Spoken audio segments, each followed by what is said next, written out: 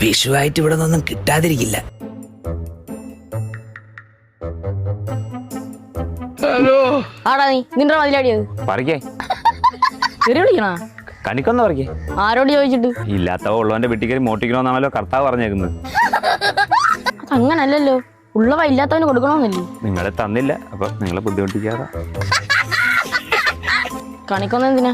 കെണി വയ്ക്കേ, കണി വയ്ക്കേ.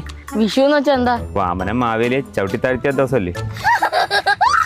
അപ്പൊ ഓണോ? കൃഷ്ണന്റെ ബർത്ത്ഡേ അല്ലേ? അപ്പൊ ക്രിസ്മസാ? ശാന്താ കേസ്. ഏത് ചാന്തിന്റെ കേസ്? അല്ല, സാന്റാ ക്ലോസ് പരോളിനിറങ്ങുന്ന ദിവസമല്ലേ?